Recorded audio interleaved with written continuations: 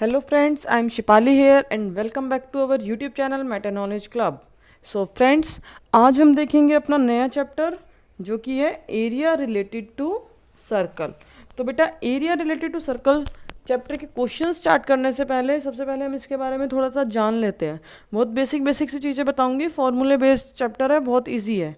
तो देखिए बेटा, सबसे पहले क्या है सर्कल। सबसे पहले बात होती है आपकी सर्कल की। तो ये क्या है आपका एक सर्कल।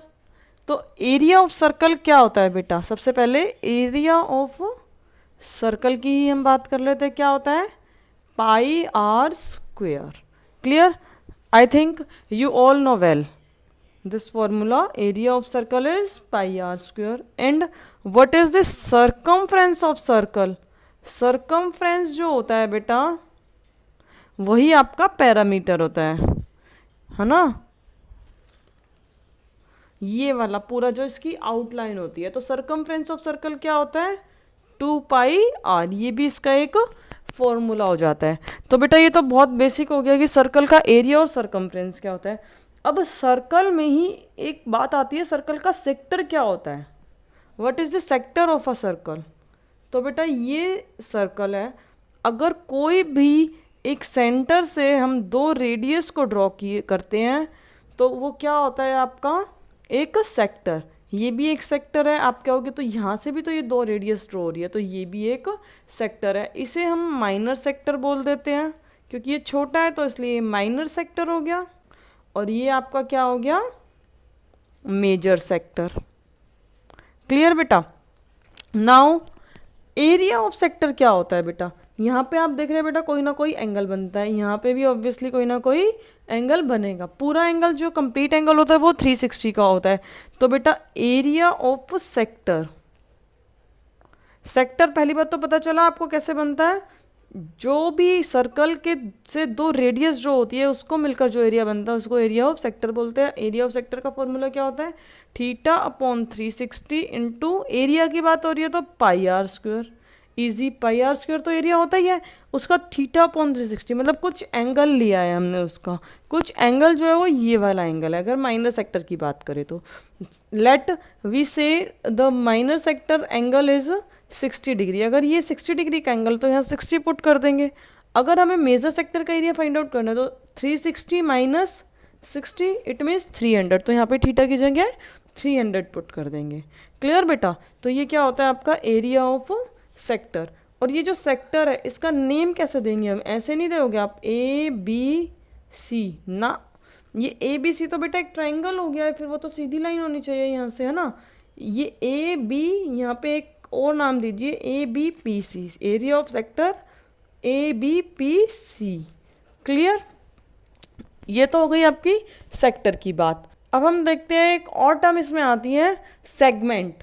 सेगमेंट क्या होता है? सेगमेंट भी आपका सर्कल में होता है बेटा। जो आपको डायमीटर होता है, ये तो आपका डायमीटर होता है जो कि सेंटर के थ्रू पास होता है, जो कि दो स्ट्रेट लाइन होती है सर्कल को ज्वाइन करने वाली। लेकिन अगर हम यहाँ से उसके अलावा कोई और लाइन अगर हम ज्वाइन करते हैं तो वो आपका सेगमेंट बनाती है। तो इसी तरह से ये वाला भी एक सेगमेंट है और ये भी एक सेगमेंट है।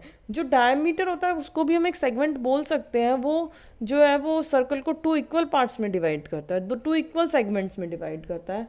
But this is the real segment. So this is called minor segment and this is called major segment. Clear बेटा? segment क्या होता है? अब इसी तरह से जैसे आपने ये किया था ना, सेक्टर का किया था, इसी तरह से सेगमेंट का एरिया भी होता है। अब बेटा सेगमेंट का जो एरिया होता है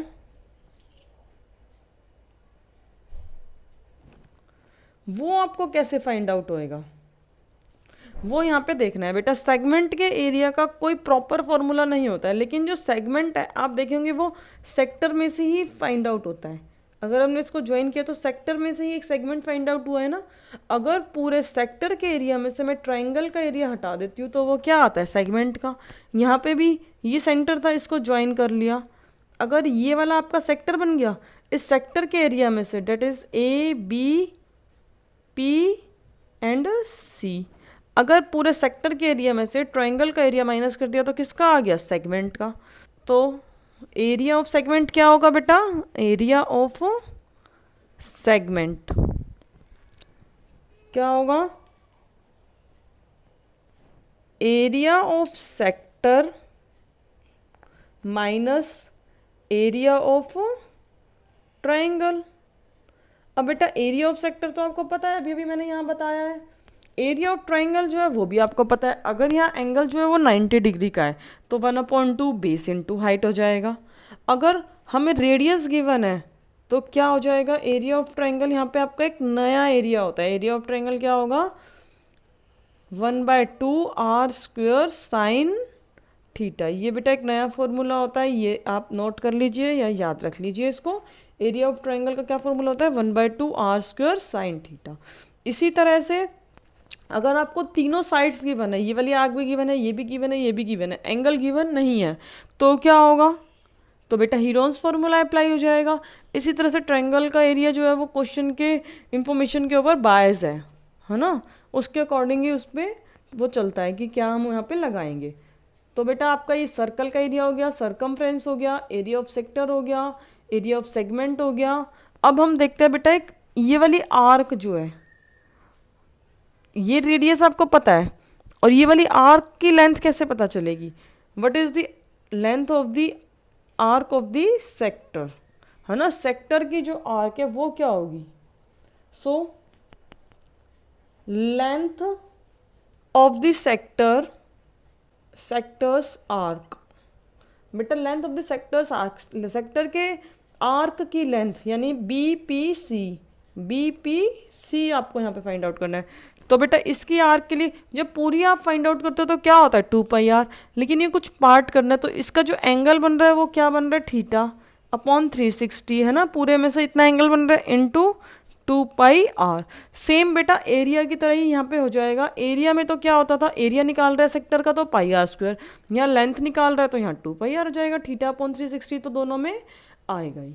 एक चीज़ और है यहाँ पे बेटा, देखिए अगर आपको area of major sector find out करना है तो क्या होगा आपका, यहाँ पे पूरे सर्कल में से माइनर सेक्टर का माइनस कर दोगे तो मेजर सेक्टर का आ जाएगा, है ना। पूरे सर्कल का क्या होता है πr² माइनस माइनर सेक्टर का क्या होगा बेटा, जो आपने निकाला है यहाँ पे उसमें से माइनस कर दोगे तो क्या आ जाएगा, मेजर सेक्टर का। इसी तरह से सेगमेंट का भी होता है। अगर आपने सेगमेंट का एक बार एरिया फाइंड आउट कर लिया है इस वाले फॉर्मूले को अप्लाई करके, तो उसके बाद अगर आपको बोला हुआ है कि मेजर सेगमेंट का भी एरिया फाइंड आउट करो तो पूरे सर्कल में से माइनर सेगमेंट का माइनस कर दो, अदरवाइज आपको फिर सेगमेंट की काफ़ी ज़्यादा कैलकुलेशंस करनी पड़ेगी, है ना बेटा। तो इस तरह से आपका ये इंट्रोडक्शन जो है वो ख़त्म हो गया है। इसी पे बेस्ड जो है वो पूरा चैप्टर, तो कल हम क्वेश्चंस को देखते हैं बेटा।